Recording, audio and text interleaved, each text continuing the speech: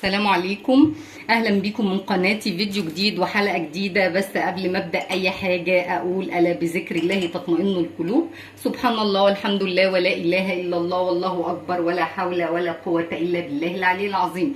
النهارده هنعمل مع بعض حاله كده سريع وتغيير يعني ممكن اغلبيتنا عارفينه.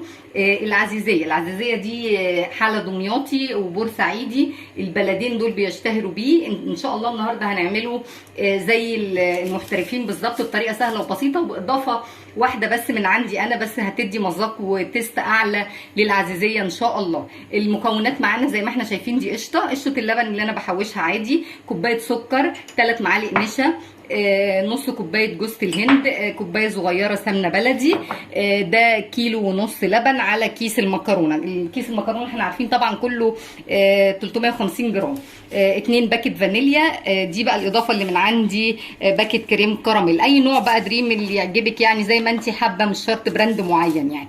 دي المكونات اللي معايا. هنتنقل مع بعض على البوتاجاز عشان نشوف الخطوه اللي بعد كده. وطبعا كيس المكرونه على النار دلوقتي علشان نشوف كم السوا بتاعه. هنسويه لحد ما نحس ان المكرونه اتعجنت وشربت الميه بتاعتها. نتنقل مع بعض البوتاجاز. زي ما احنا شايفين انا حبيت اكسب وقت. بصوا المكرونه اسباجيتي، على فكره نوع المكرونه مش شرط في الوصفه، يعني اي نوع عندك. انا كان عندي سباجيتي عملتها. بصوا شايفين المكرونه بسيبها لحد ما تنزل النشا بتاعها خالص وتبتدي ان هي تتهري في الميه بتاعتها. انا مقطعاها مكسراها يعني، عايزه تحطيها سليمه مفيش مشكله، كده كده انا هوصل معاها لحد ما تتهري يعني، بس يفضل ان انت تكسريها. سيب المكرونه لحد ما احس انها شربت الميه بتاعتها دي خالص وطلعت النشا بتاعها كله، وبعدين نعمل بقى خطوه اخيره مع بعض. خليكم زي ما احنا شايفين كده. بصوا المكرونه عملت ازاي، خلاص اتعجنت وشربت الميه بتاعتها زي ما انا قلت لكم. كل اللي انا هعمله دلوقتي ان انا هضربها في الخلاط. هحط مع بعض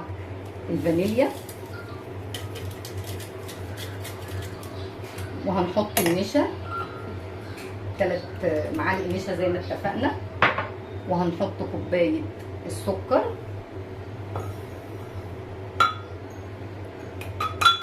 طبعا السكر ده حسب الرغبه، كل واحد حسب ما هو عايز. تمام. هنجيب ده هنا كده عشان نقرب الخلاط عشان تبقى الخطوه واضحه. بسم الله. هنزل بقى بكام معلقه مكرونه كده، مش هضربها كلها مره واحده طبعا علشان الخلاط بتاعي.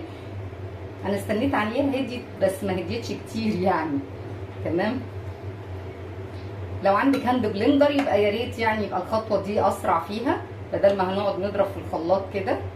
المكرونه اتسلقت زي ما احنا شفنا كده لحد ما شربت الميه بتاعتها. حطيت في الخلاط هنا الفانيليا والنشا والسكر وشويه مكرونه وحبه لبن. هنزل بقى بالكريم كراميل زي ما احنا شايفين كده، وهضرب كويس جدا لحد ما المكونات تختلط. لو عندك هاند بلندر تمام مفيش مشكله، ما عندكيش يبقى استخدمي الخلاط لحد ما المكرونه تنعم نهائي. انا عايزاها ما فيهاش اي حاجه، عايزاها ناعمه جدا.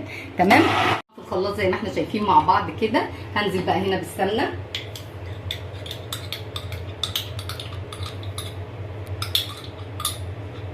تمام، وهنزل بجوز الهند وبقيه اللبن، وكمان معلقتين قشطه محترمين كده علشان عايزين نخدمها. بسم الله الرحمن الرحيم. زي ما احنا شايفين كده مع بعض. بسم الله. وكمان هحط معلقه قشطه على الوش. كل ما تخدمي العزيزيه كل ما اكلتي طعمه مميز. اوعى ايدك لو سمحت، الرينج لايت باظ ويعني زي ما احنا شايفين. بصوا انا عايزه قوامها لا خفيف ولا تخين. انا ضربتها في الخلاط بنص كميه اللبن، ورجعت تاني رجعتها على النار، حطيت عليها جوز الهند والقشطه وبقيت كميه اللبن اهو زي ما احنا شايفين مع بعض. والسمنه طبعا السمنه تكون بلدي، اهم حاجه تكون السمنه بتاعتك كويسه. تمام. هقلب بقى انا كده فيها، بس هجيب المضرب علشان انا عايزاها القوام كله يختلط مع بعضه. زي ما احنا شايفين كده هنفضل نضرب فيها كده. هي اساسا تعتبر كلها سايله لانها مضروبه في الخلاط. انا الحله بتاعتي جت صغيره شويه انت بقى ايه تداركي الحته دي. هسيبها لما تغلي وبعدين هرجع لكم تاني. خليكم زي ما احنا شايفين كده هي كانت على النار وغليت، وصبتها بسم الله ما شاء الله المقدار طلع كبير.